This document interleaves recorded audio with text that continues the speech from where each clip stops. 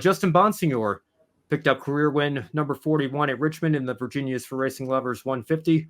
Ron Silk ended up taking second place, but critically for Bonsignore, he moved into a position where he is one win away from tying Ted Christopher for third place on the all-time modified wins list with 42 wins. This was his 41st. He had an opportunity to get that 42nd at Thompson this weekend, ended up coming up just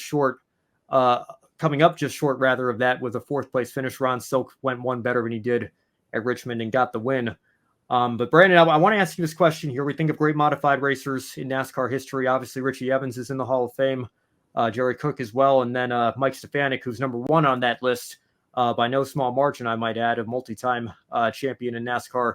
I think long overdue to get into the Hall of Fame. It's a shame he couldn't give his own speech there, but he is in the Hall as well. So that's some pretty strong modified representation here.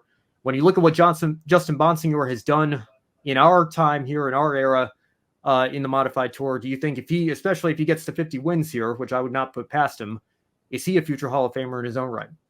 Absolutely. Yeah, he's in the top 5 of the all-time wins list. He's already up there with the other Hall of Famers that have already made it to the Hall in Charlotte.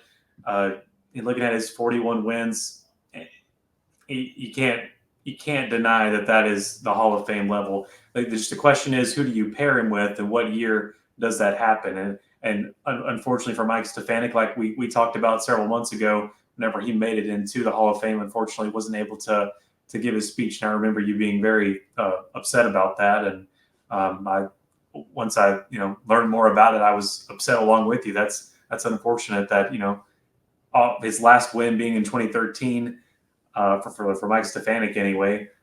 Plenty of time throughout those years to put him in the Hall of Fame and get that done.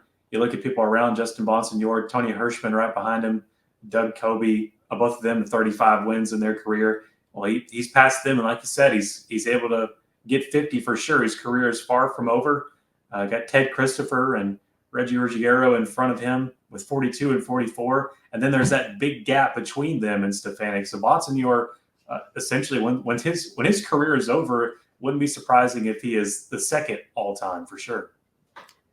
Yeah, again, not Christopher, Stefanik rather is so far ahead that I don't know if that's necessarily a number that's within reach. But again, you look at what Bonsignore has done in the modifieds, and who knows what the future holds for him. I know he got that ARCA start at Daytona with Rhett Jones earlier this year as well, but certainly no shortage of accomplishments, and he continues to add to that legacy here in the Modified Tour in 2024. So we'll keep an eye on that. We'll see. We've got to come up with a name for that, like, I don't know, Christopher Watch or something like that as he approaches that mark there. But certainly anytime you can match anything that Ted Christopher did in the Modified Tour, you're doing a darn good job there in your own right. So well done to Justin Bonsignore, and well done to Ron Silk as well, who's also moving up the leaderboard here. 24 wins for him. His next target is a name that should be familiar to most fans, Ryan Preece, with 26. He's ninth all time on that. Yeah, that surprised me to see that again, how impressive Ryan Preece it was in the Whelen Modified Tour. And that, it's obvious why he is where he is today. It's because he proved his worth with the ground pounders and the modifieds of mayhem in New England.